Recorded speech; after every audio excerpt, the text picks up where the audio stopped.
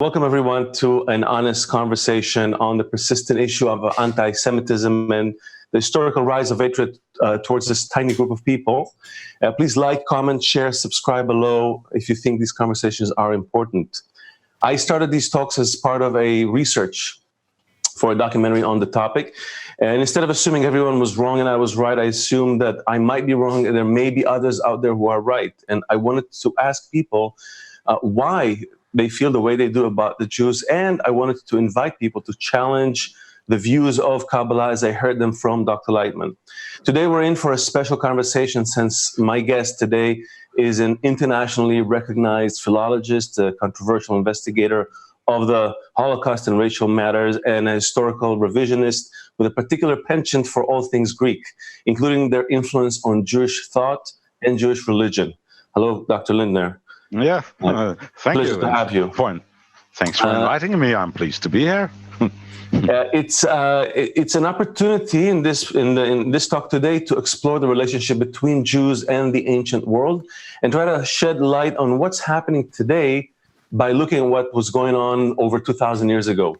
Mm-hmm. And I actually wanted to start with Dr. Laitman, PhD in cybernetics and the foremost authority on the science of Kabbalah, and ask if you could perhaps give us a historic overview of Kabbalah. Where did it originate? How did it evolve? And who are the Jewish people in all of this? Perhaps if we understand what Kabbalah is and how it views reality, we'll understand better its explanation of anti-Semitism. So, Dr. Laitman.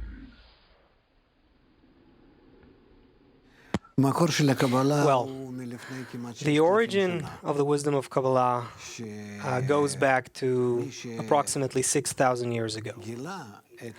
The one who discovered this approach to the higher general force of nature, his name was, the name attributed to him was Adam. The book attributed to him was Angel Raziel, which in translation actually refers to the hidden force of nature. That is a text that still exists to this day. And afterwards, there were many successors. And the greatest of which in this lineage was Abraham. And that's almost approximately 3,000 years later. He lived in ancient Babylon,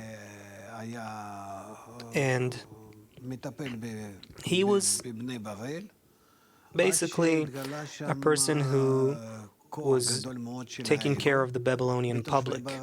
But what happened was an eruption of the force of human egoism in that society in Babylon. And they started getting into more and more social conflicts that was represented by that medley of languages and that confusion that emerged between them. That was during the rulership of King Nimrod. Abraham was like a researcher who tried to see what was the problem, what was the reason for the conflict.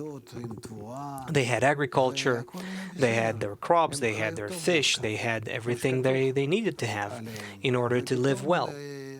But then, all of a sudden, conflicts arose, feuds, division. And he was looking at the social situation, and what he realized was that human nature is evolving.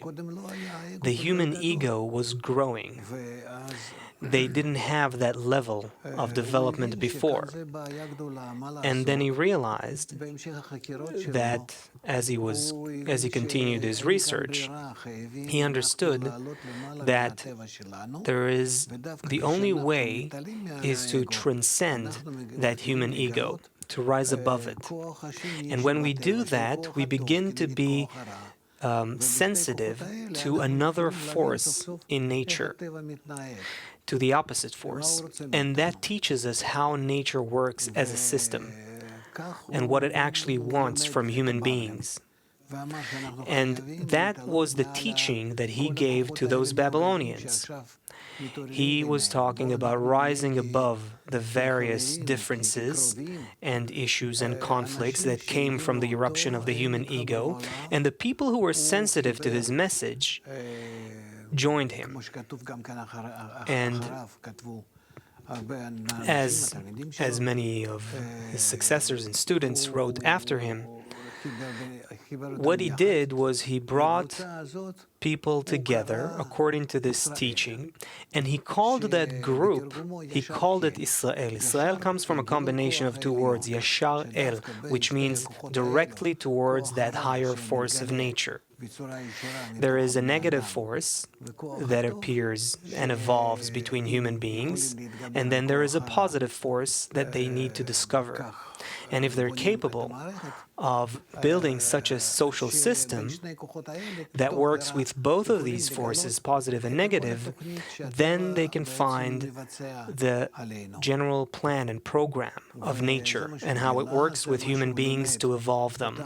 So this is what he discovered, and the people who joined him from all of the Babylonian kingdom was a group that was later called Israel. It's not the Israel of today, but that's how it was called. They maintained that higher human connection. Their maxim or their slogan was love covers all differences and all crimes. But that refers to the evolution of that group. Later on, the ruler of Babylon, King Nimrod, expelled them from the Babylonian kingdom, and they went towards the land of Canaan. Then there's already the demise of Abraham and his students that continued that path, and they went through their own evolution. There's the Egyptian part of it as well, that part of the story. But what they worked on was constantly maintaining their human connection, their higher connection, until they found themselves in the land of Israel, land of Canaan. And when they started building their society here, their conflicts began to happen again, just like it happened in Babylon. But that same group once again began to evolve negatively. And that brought to a ruin of that society, to a destruction. This was symbolized as the ruin of the first temple. And then they went to an exile, and they started building their connection again. And again, the symbol of it is the second temple. And they maintained it for a short time, but because the human ego continues to evolve continuously in human beings, they ultimately couldn't hold on to it. And even though they were able to produce a lot of texts back then about their inherent connection in its coded language, but they couldn't hold on to that connection, and then that second destruction happened, which was approximately 2,000 years ago. Since then, they lost their connection altogether and dispersed across all the nations of the world, and that's the reality to this day. Now, what's happening here? What's happening is that this group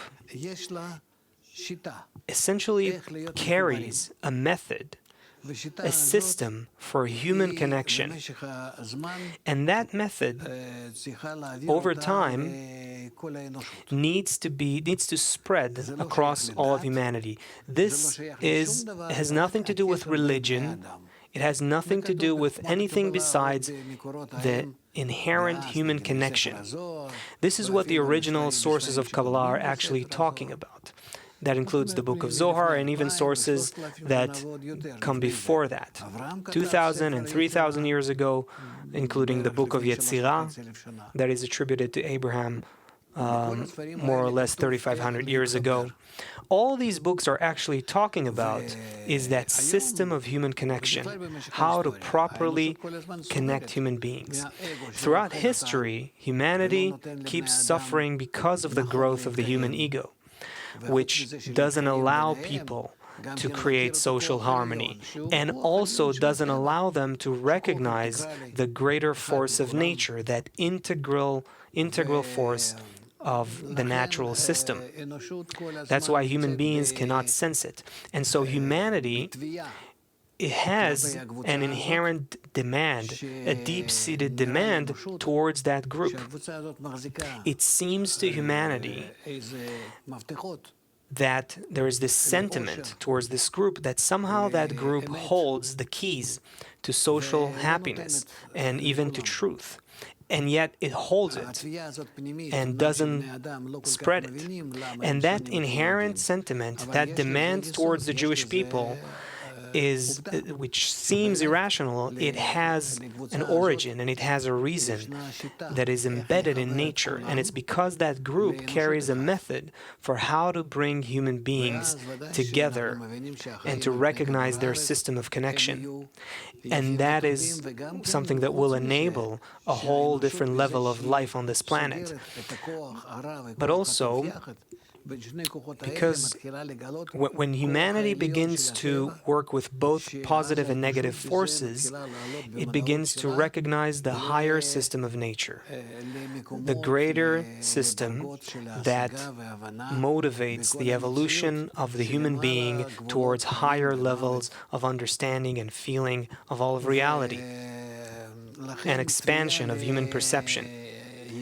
And so that sentiment and that deep-seated demand towards the Jews is real. It's there. The issue is that most Jews have no idea about this, because until about 500 years ago, the wisdom of Kabbalah was completely hidden. And it was only the Ari, the holy Ari, who was a very special Kabbalist who lived in the 16th century. He disclosed the wisdom of Kabbalah and adapted it for that generation. He rewrote it in a more modern and, so to say, scientific language. He wrote a lot. And since that point in time, the wisdom of Kabbalah began its reappearance. I lead an organization that teaches and shares the wisdom of Kabbalah, the authentic wisdom of Kabbalah, with everyone. Everyone in all languages, without any differences. Because since that point in time, that wisdom needs to be disclosed to everyone, and it's permitted to disclose it to everyone, because it's essentially the natural system of connection between human beings.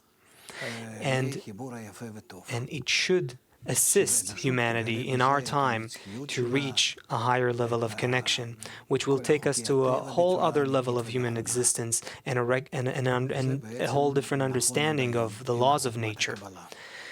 So that's kind of a summary of the origin of the wisdom of Kabbalah. The wisdom of Kabbalah goes into great detail about all the system and the structure of reality, how this world is completely operated by deeper causal levels and, so to speak, worlds that exist. And it obviously has to do with all of mankind, with everyone, and it should be used for the benefit of all mankind. And there are no more secrets. There's nothing hidden anymore. The problem is that people, and mostly the Jewish people, have nothing to do with the wisdom of Kabbalah today. They mostly engage in nonsense, and that's why today, it is a time when most of humanity develops this demand towards the Jewish people, and a sense that they're hiding something, keeping something, but they themselves don't know what it is. And we, as people who understand it, are trying to publicize it and explain it to the world. We're trying. I don't know if we're so successful, but what I want to add is that I understand where anti-Semitic sentiments come from, and I see it as a natural response in the human network. It is something that can cease and subside only on the condition that the Jews will reveal that method of connection that exists in the wisdom of Kabbalah and disclose it to all, as this book of Zohar writes about it and all the other Kabbalistic sources. Well, that's a brief introduction or summary. quite amazing. I have to come back to this world for a moment. I thought I was listening to His Holiness the Dalai Lama in disguise.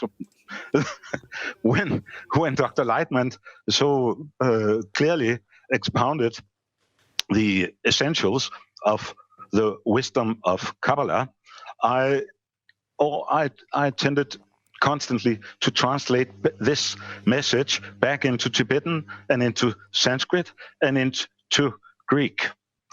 It seems that we shall be the idea of transcending the ego and attaining a level of more general human understanding would have been expressed in two terms in the sort of Buddhism represented by His Holiness Dalai Lama. You have to go beyond the ego. It is called in Sanskrit ahamkara, to do ego doing. And it is quite true that you might say this of numerous peoples, not just the Jews today, but they're far too much fixed on the ego. And you have to have a broader, deeper mentality that encompasses, perhaps we can say, mankind.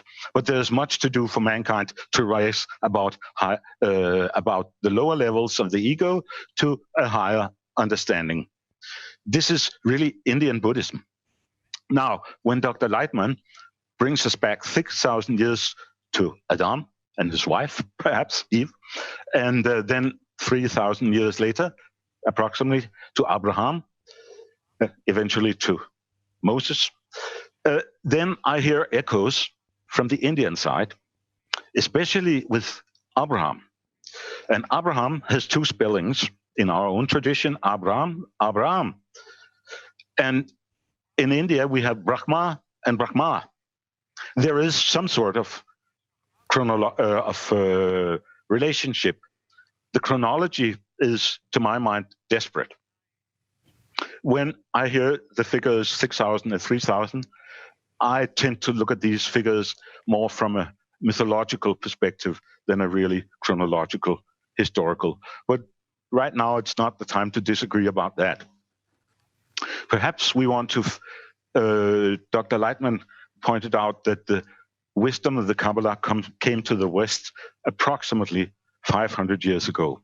And you kindly sent me a few references to some scholars whose name are associated in Europe with the term Kabbalah.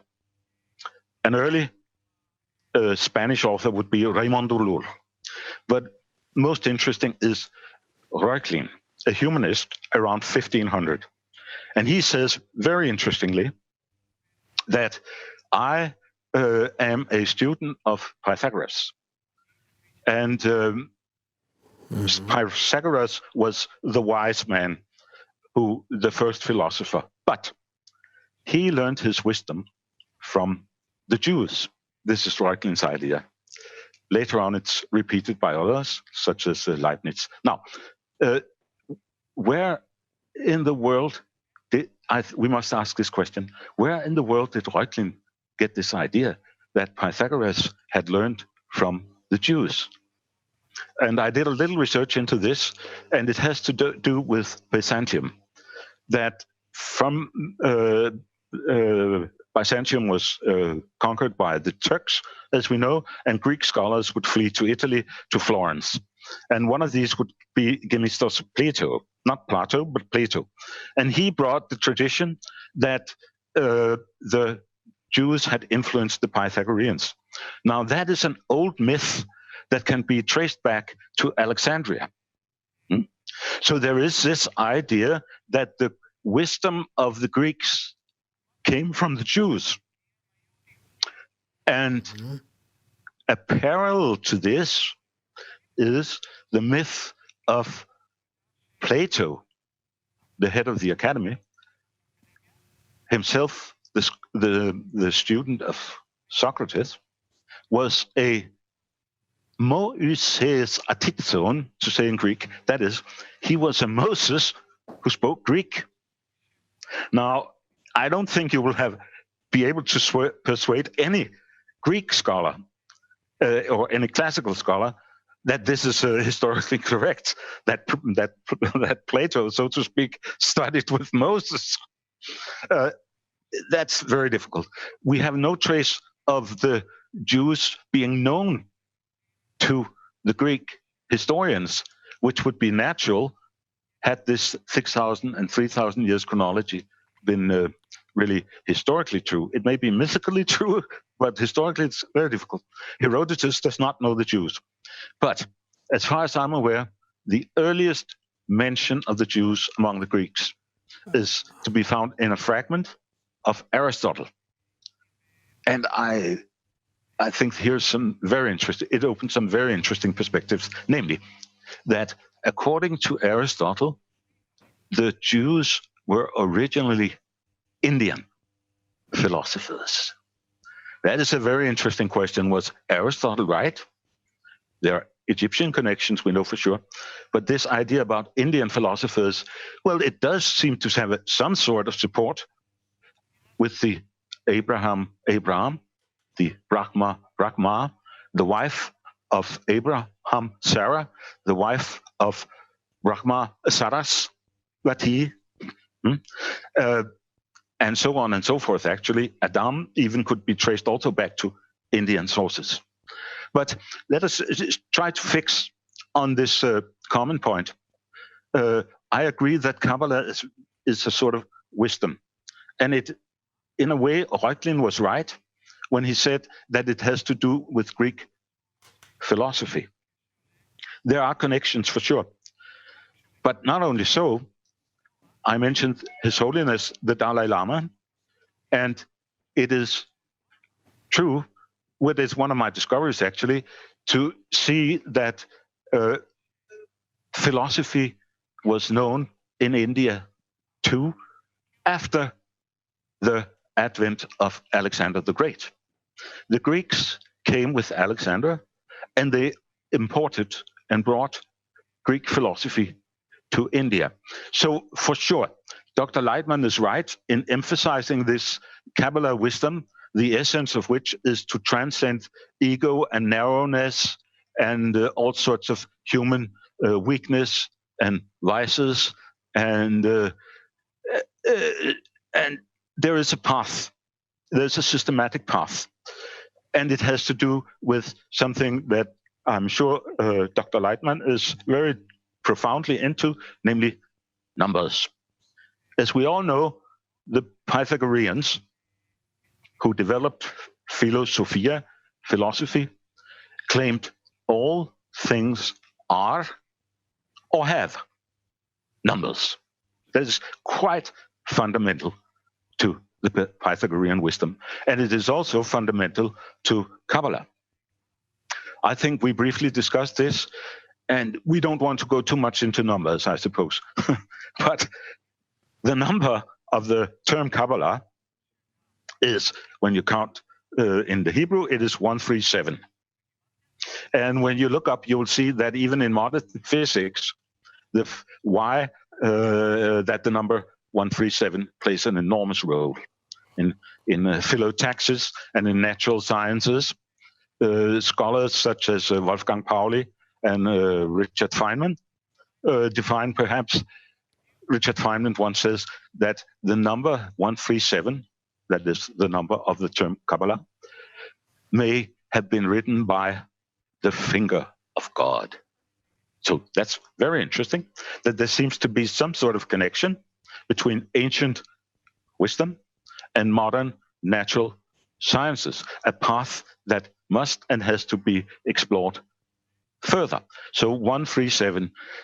I should also mention one of the greatest of all Kabbalists of all time, known to and yet not known to Christians, Jesus. What? Yes, he too was a rabbi, so we can speak about Rav, Jesus.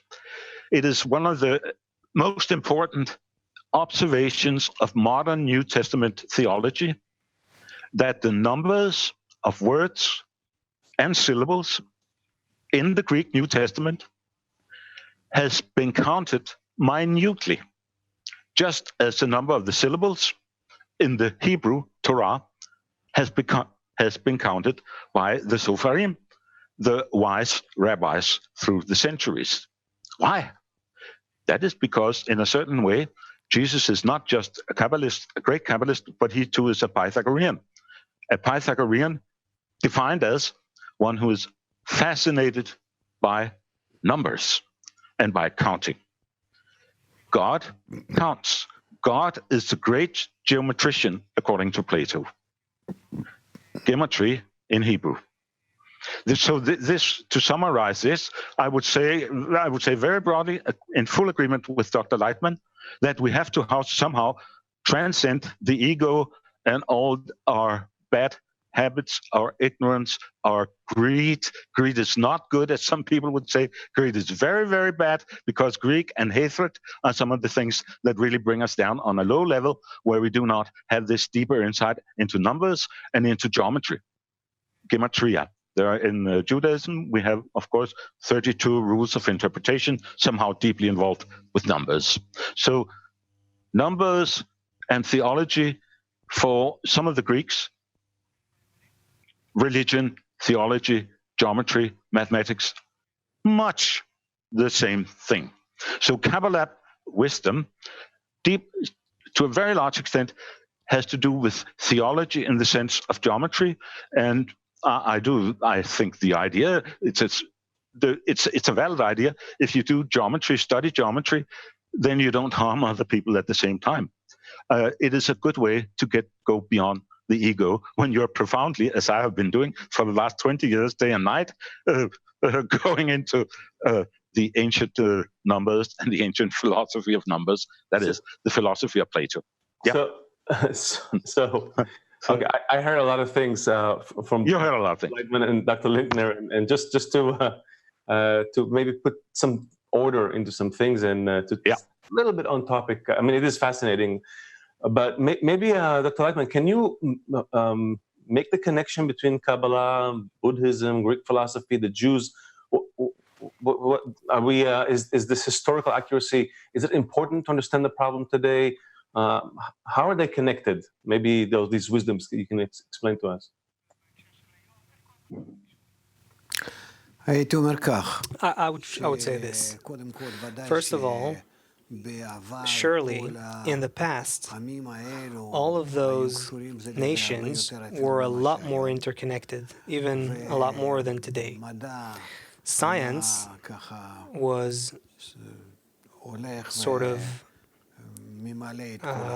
was shared by all. Wisdom was shared by all.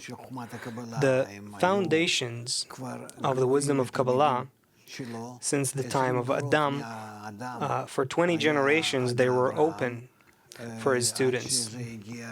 And then there were 20 generations between Adam and Abraham until it started spreading in Babylon, which was the cradle of human civilization.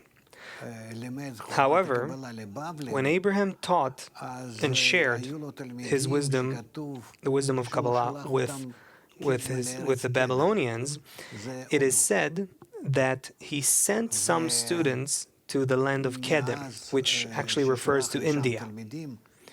And it is symbolized as gifts, meaning he sent some of the students to India with gifts of the wisdom. And so since then, from about 3,500 years, that wisdom also exists in certain forms in these areas. India, Nepal, and these are the areas, the way that we recognize them today. That's with regards to the connection to Eastern teachings and India specifically. With regards to the Greek wisdom, I can say just one thing. The ancient Greeks, they learned the wisdom of Kabbalah as students back in the time of the prophets, meaning that is more or less, say, the 7th century BC, before Common Era, meaning about 2,700 years ago, they studied the wisdom of Kabbalah in Israel of the time, of back then. Then they also absorbed it as there was the conquering of Israel. There was a complete mixture between the Greek culture and the Jewish culture. And they learned it, they absorbed it that way as well. And so philosophers from the medieval, more or less, times, like Laitman and others, who write that the Greek received their wisdom from the Jews, it goes back even to the time of the prophets, meaning about 2,700 years ago. So the wisdom of Kabbalah was hidden until the time, more or less the time of the Ari. Again, it's not 100% like that. It was revealed here and there a little bit, but the character who reopened the wisdom of Kabbalah was in the 16th century, the Ari. And since then, it was adapted for the study of everyone, for everyone's knowledge, to share with all. And then, as much as the Greek were able to learn from it in those times as well, in medieval times, and also philosophers, European philosophers, they still didn't have sufficient attainment of it and sources of it. And that's why the wisdom of Kabbalah was still, let's say, half concealed. Only from the 16th century onwards, the wisdom of Kabbalah started to become revealed again. Also, philosophy, the word itself, is in a way a translation of Kabbalah, and I think Laitman even mentions that. And so that's what I would say. My hope is that today, after all of these historical processes, we are now facing major challenges because we're in a natural system that is pushing humanity to a higher level of connection, and if we won't comply with it, we will explode human society with the growth of the human ego. And that's why we have to start recognizing what the wisdom of Kabbalah teaches us about unity of mankind and rising above the ego, and pressure that Jewish people, that group, everyone who wants to, of course, but especially pressure that group to rediscover that wisdom and open it and share it with everyone. And that's their function in the human system. And that's the only way we will see anti-Semitism subsides as well. And that will clarify to people why they have that sentiment towards the Jewish people. And they'll understand what's going on here. And also, we too will understand, meaning those who belong to that group of Israel and those who don't. We will understand what are the Jews. The Jews are not a nation. They're not a nation. If you can say that all the other nations come from, say, a maternal figure and a paternal figure that later evolved as a culture, as a society, each and every nation can sort of go back to its genealogical roots. It's not the same with the Jews. The Jews can't trace their genes that way because they originated as a spiritual group. Abraham collected. He toured all of Babylon and told everyone there, those who want to rise above human ego and see the future in human connection, come with me. And so he took all people and representatives from all those nations, from all those groups that existed in ancient Babylon. And ancient Babylon was then sort of a focus of human civilization. Most of human civilization was there back then. And so the people of Israel are actually a collection of representatives from all of humanity, from most of humanity, from all those groups and clans and tribes who didn't have a gene-based connection. biological connection. Later on, that biological connection was made over the generation as well. But that initial connection was through the concept of love thy friend as thyself. They became a group based on their connection created above the human ego. But as soon as they stopped maintaining that connection, they scattered. And that's what we see as a characteristic of the Jewish people. The moment they are not pressured from outside, from other nations, from the world, when there is no hatred towards them, they scatter and they stop caring about each other. And that's because they don't have an inherent natural connection like the other nations. They only have a spiritual root. So if they hold on to it, they keep together as a group. And if not, they lose their connection because they can only maintain it through their spiritual connection. That's the thing about this group. Look at today. You have Jews scattered all over the world, and if not for the hatred and animosity towards them that increases every day, they would completely forget that they belong to anything common, and they wouldn't care about each other at all. And so, in this sense, anti-Semites are actually guarding preserving the people of Israel. But I'm interested, if this wisdom was shared by, as also Dr. Lindtner points out, and I'm not even going to go into the details of who gave what to whom, but if it was shared by the Greeks, by the Indians, Nepalese, how come that attitude doesn't exist today from the world to these people? Nobody comes to the Greeks today or to the Indians and say, please correct the world, what are you doing? But yet to this group of 0.2% of humanity, that group, suddenly all eyes are on that group. Well, Buddhism speaks from the earliest times that there are three poisons: the poison of ignorance, the poison of desire, and the poison of hatred. And even Socrates asks this question, that the first evil, the first lie is ignorance. So the question is really, how do we overcome ignorance and thereby also hatred and desire? That is really the basic question also for Dr. Laitman, as I understand. How does ignorance come into the world? It is there for sure. Would Dr. Laitman agree with me that ignorance is a fundamental evil? It is much the same as too much ego. Yes, of course. However, still correcting it can be done only by making greater connection between us. By everyone nullifying oneself towards the others, we can come to such a connection where what exists in one pours into the other.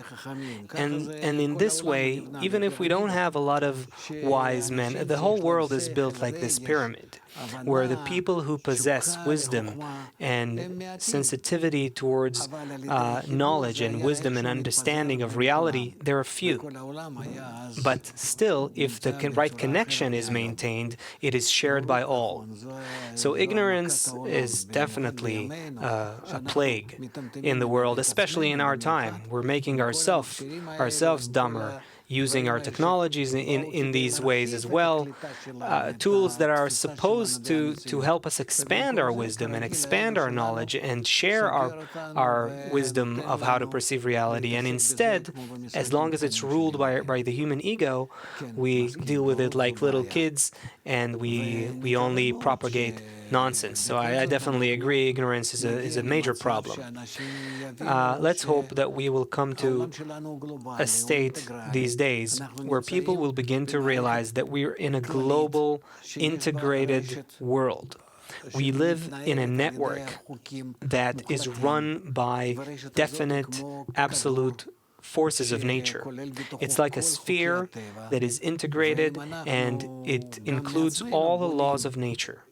And so, if we make of ourselves something that is in similarity to that system, then we can begin to achieve harmony with the rest of nature, and we can begin to work reciprocally with the laws of nature, so that we can begin to absorb the wisdom of nature. And this puts us above those limitations of time and space and motion, and makes us similar to the eternity of nature, and it's possible. Dr. Laitman, now and then, I agree. Dr. Laitman now and then uses the term harmony, a good Greek term. And it is a Pythagorean term also, harmonia in Greek. And all words, according to Pythagoras, are also numbers. And here's something very interesting about the term harmonia. I believe I'm the first to point it out. That you figure out the number of the word by adding A-R-M-O-N-I-A. And that adds up to 272. 1, 2. Now, 272 is very interesting, because 272 is what you get when you multiply the golden ratio 1618 by 1681. The 4 golden digits 1618 times, or 1618 times 1681. The 2 last digits have shift place. The Pythagoreans must have known, because they are so interested in the golden ratio, they must have known that the term harmonia itself is an expression of the harmony of the 4 golden digits, right? So in a way, in the deeper sense, when you use the term harmonia, I translate it into numbers. And that is constantly what we have to do, translate words into numbers. And that is a definition also of Revelation 13:18. Hode he Sophia estin. Here is wisdom. Let the man who has intelligence or wisdom, se fitzato, let him count the numerical value of the number of man. For the number of man, I avoid the Greek here, is 666, right? That again is a direct translation of a Buddhist text. So what we are seeing is that these people, just like Dr. Laitman quite correctly said, that in the old times there were some deeper historical connections, relationships between the peoples. To us today, still rather obscure, but evidently opening a very fascinating field of future study. These future studies, let me emphasize that, does require linguistic skills in Greek, in Latin, in Hebrew, Aramaic, and in Sanskrit and in Pali, and also in geometry, Greek geometry. That is the key to really fruitful future studies. And as we both of us have already mentioned, even in modern times, like Richard Feynman and Wolfgang Pauli and others have pointed out, the number of 137, the figure 7 is mentioned 137 times in the book of Revelation, proving that these people knew also Kabbalah.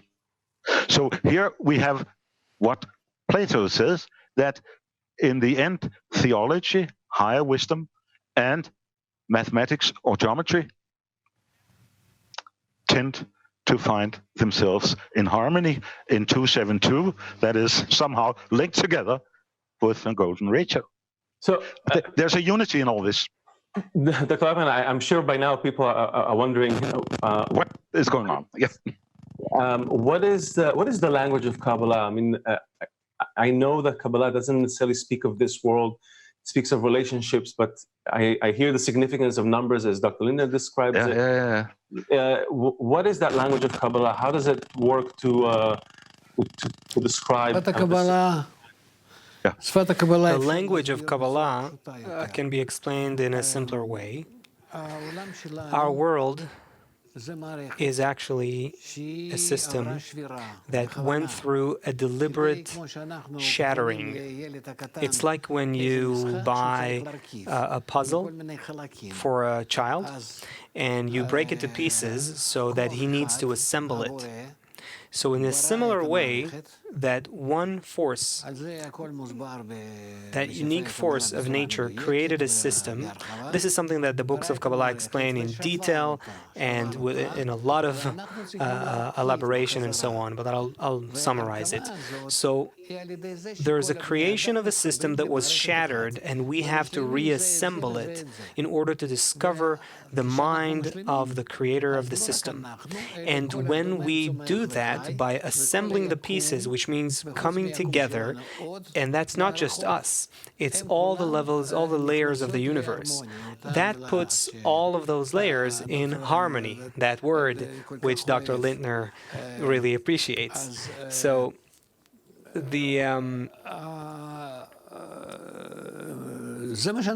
so that's essentially what we are, the process that we're in. It's only about coming to the right connection according to the system. But for that, we have to study the system that we're in. And the whole wisdom of Kabbalah divides to the study of the structure of all of the worlds, our world, the still vegetative and animate and human levels of this world, and how they exist in this form, in the current form, and what form they need to reach. And also the process, how to move from the present state to the desired state, the future state. This is termed in Kabbalah the final correction. And this is a process that we study, and we need to implement it. The problem, again, is that there is this group that carries the method, possesses the method, and it needs to enable it in order to have all of humanity share it as well. And so all the problems that we're seeing, and the troubles and conflicts and anti-Semitism, all of this is in order to push that group to fulfill its function instead of spending its efforts in controlling banks and media and other things. And so the wisdom of Kabbalah explains all of this. I'll be happy to send Dr. Lindtner books and materials. Besides that, where we make efforts to put everything online and in free access to everyone in many languages. I think almost 40 languages. We're making efforts to disseminate this knowledge. And so the problem that we're facing is really how to awaken that group called the people of Israel and explain to them that all the negative pressures that they feel from the world and in general are pushing them to their role, to their necessary role in the system. Unfortunately, I don't have that much success influencing these people, and feel rather helpless in this regard. But the state of the world, in the meantime, is deteriorating. And according to the wisdom of Kabbalah, and also this is something we can see in our eyes today, that everything is becoming worse and the situation is more and more threatening.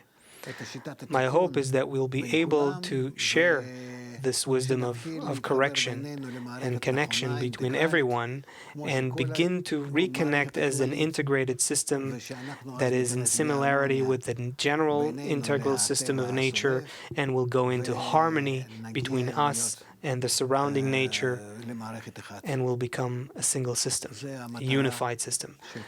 That's the purpose of the wisdom of Kabbalah in essence. Very good. I fully appreciate what you're saying. An integrated system, I'm already translated at the back of my head into Pali, Patidya Samutpada, integrated system. I really encourage you to go on, and your efforts are really much appreciated. Dr. Laitman, just before we close it, because I have to ask it, because it sounds like we find this with Dr. Laitman, we find all these similarities, these ideas that circulate all around. And you said that Jews are not a genetic nation; they're an assembly of people from all other nations that then went into exile multiple times. Are we going to see maybe additional Jewish people who are not the Jews that people think of when they close their eyes? wake up in India, in Greece, and around the world and bringing these ideas forward? Or is it going to be only this? Oh, that's not an issue. A Jewish person means Yehudi from the word Yichud, unity. That's what it means. That's the true meaning of the word. It only represents a person's inner inclination in life. What is their purpose? What do they aspire for? And if a person does not aspire to this, then he's not a Jew. That's the actual definition. Same thing with the word Israel. Israel comes from the word Israel, which is two words, Yashar El, which means one whose inclination is Yashar, straight, directly, to El, to that higher force of connection and love. The same thing as it is expressed in love thy friend as thyself. That's the rule of reality. It doesn't have anything to do with what we call Jews or Israel. And today, the way we are today is we can't actually be considered Jews or Israel. Let's hope we will, though. What an idealistic view of Judaism. I love it. Okay. Unfortunately, it's our time is up. A lot more questions, but really, thank you, Dr. Lindtner, Dr. Laitman, for your time. I feel like we just scratched the tip of this iceberg. But everyone, please like, share, comment below if you have questions. Maybe we can have another conversation and reveal more of these hidden connections in nature. Thank you very much. See you, everyone.